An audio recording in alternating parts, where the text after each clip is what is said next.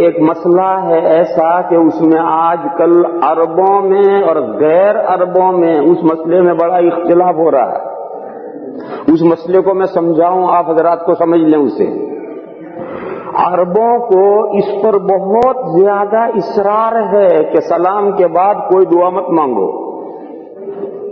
چنانچہ آپ حج کے لیے تشریف لے جاتے ہوں گے تو حرمین شریفین میں بھی نمازوں کے بعد سلام پھیرنے کے بعد ائمہ کوئی دعا نہیں مانگتے.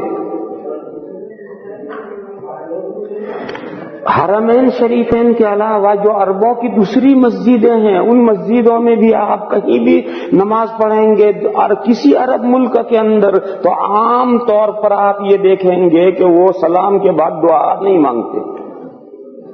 اور وہ یہ کہتے ہیں کہ نبی اکرم صلی اللہ تعالی علیہ وسلم سے اور صحابہ کرام رضی اللہ تعالی عنہم اجمعین سے نمازوں کے بعد ہیئت اجتماعی کے ساتھ یعنی پوری گیدرنگ کے ساتھ ہمیشہ التزام کے ساتھ پابندی کے ساتھ دعا مانگنا ثابت نہیں.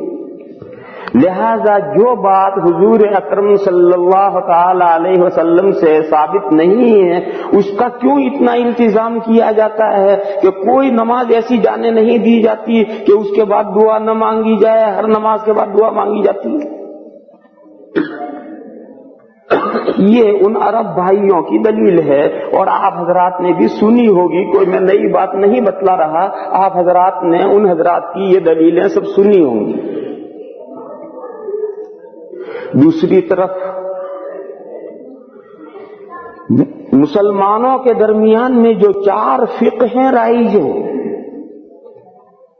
اور مسلمانوں کی بڑی اکثریت یعنی 90% جن 4 اسکول آف تھاٹس کا فالو کرتی ہے،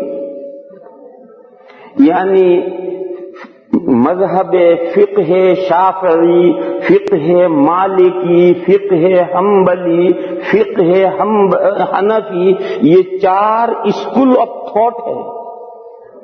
وہ کسی معین آدمی کی رائے نہیں ہے، یہ 4 کسی معین آدمی کی رائے نہیں ہے. یہ بھی ایک بڑی غلط فہمی ہے لوگوں میں.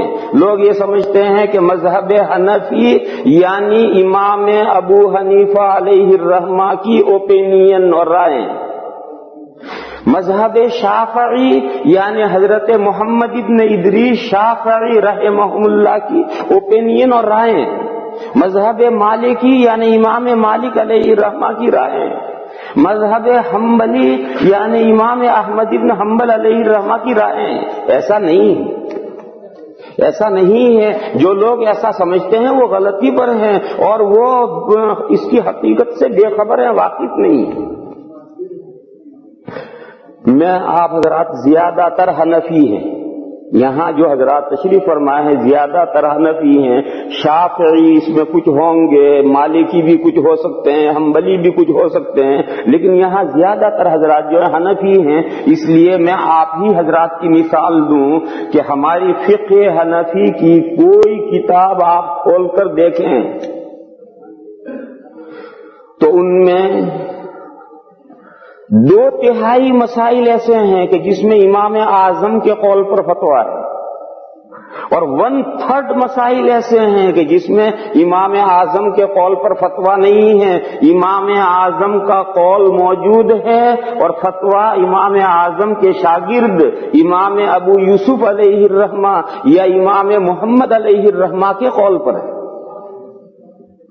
ایک تو یہ ہے کہ امام اعظم کا قول ہی نہیں ہے تو اس لیے ان کے شاگردوں کا قول لیا گیا ہو، نہیں، ایسا نہیں ہے. مسئلے میں امام اعظم کا قول موجود ہے اور قول موجود ہوتے ہوئے اس قول پر فتویٰ نہیں ہے، ان کے شاگردوں کے قولوں پر فتوے ہیں.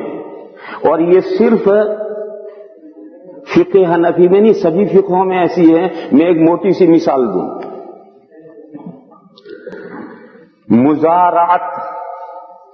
مزارعت کے معنی ہیں اپنی زمین کسی کو بٹائی پر دینا. ہم نے اپنی زمین کسی کو دے دی کہ بھئی تم اس میں اناج بو اور جو اناج پیدا ہوگا اس میں سے آدھا تمہارا آدھا ہمارا، یا 2/3 تمہارا 1/3 ہمارا. یا 3/4 تمہارا 1/4 ہمارا، یہ بٹائی مانے ڈیوائڈ کرنا، تقسیم کرنا، بٹائی کے معنی تقسیم کرنا، یعنی جو پیداوار ہوگی اسی کو تقسیم کر کے اتنی تمہاری اتنی ہماری. یہ مزارعت امام اعظم کہتے ہیں جائز نہیں. امام شافعی علیہ الرحمہ فرماتے ہیں جائز نہیں. امام اعظم کے نزدیک بھی مزارعت جائز نہیں ہے، امام شافعی علیہ الرحمہ کے یہاں بھی مزارعت جائز نہیں. مگر فقہ حنفی میں فتویٰ امام اعظم کے قول پر نہیں ہے، صاحبین کے قول پر ہے، اور صاحبین کے یہاں مزارعت جائز ہے.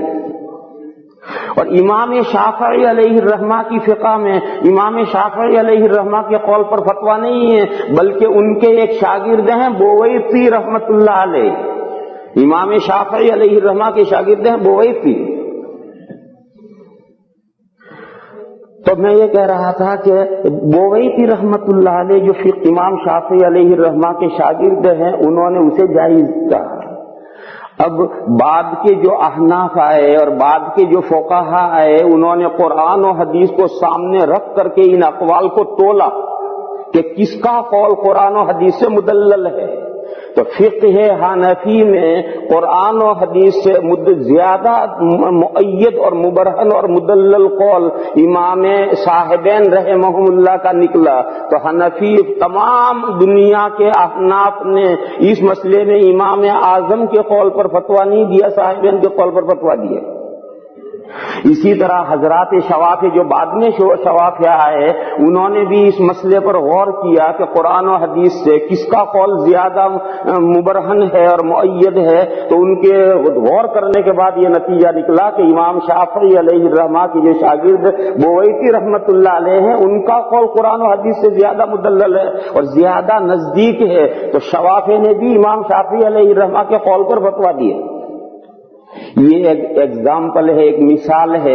یہ مثال آپ حضرات کے لیے یہ بات سمجھنے کے لیے کافی ہے کہ فقہ حنفی میں امام ابو حنیفہ علیہ الرحمہ ہی کی رائوں اور اقوال پر سارے فقہ کے مسئلوں میں فتوے نہیں، بلکہ فقہ حنفی یہ قرآن و حدیث کے سمجھنے کا ایک انداز ہے اور ایک طریقہ ہے. اس کے پرنسپل ہیں جو اصول فقہ کہلاتے ہیں، اور اس پرنسپل کے سامنے رکھ کر کے قرآن و حدیث کو ایک خاص نہج پر سوچا جاتا ہے، سمجھا جاتا ہے. اسی طریقے پر امام شافعی علیہ الرحمہ اور شوافی کی اصول فقہ الگ ہے، ان کے پرنسپلز الگ ہیں. مالکی فقہ اور ان کے پرنسپلز الگ ہیں. حنبلی فقہ اور ان کے پرنسپل الگ ہیں. لہذا یہ چاروں جو فقہ ہیں یہ اسکول آف تھاٹ ہے، یہ معین آدمی کی رائوں کا فالو نہیں. لہذا جو لوگ یہ سمجھتے ہیں کہ تقلید شخصی یعنی ایک ہی آدمی کے پیچھے کیوں چلا جائے، یہاں ذہن صاف کر لینا چاہیے کہ مسئلہ ایک آدمی کے پیچھے چلنے کا نہیں، ایک مکتب فکر کے فالو کرنے کا ہے اور ایک خاص مکتب فکر کے تحت میں چلنے کا ہے.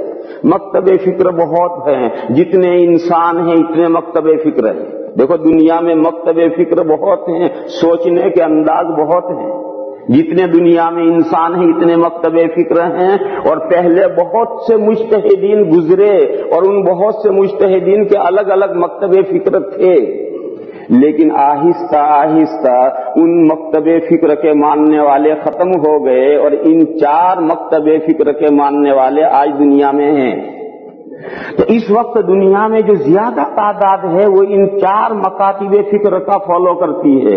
ان چاروں فقہوں کی کتابوں میں یہ مسئلہ لکھا ہے، ہماری فقہ میں بھی لکھا ہے، شوافی کے یہاں بھی ہے، حنابلہ کے یہاں بھی ہے، مالکیہ کے یہاں بھی ہے کہ نمازوں کے بعد سلام پھیرنے کے بعد جماعت کا سب کا جماعت کا دعا مانگنا حسن ہے.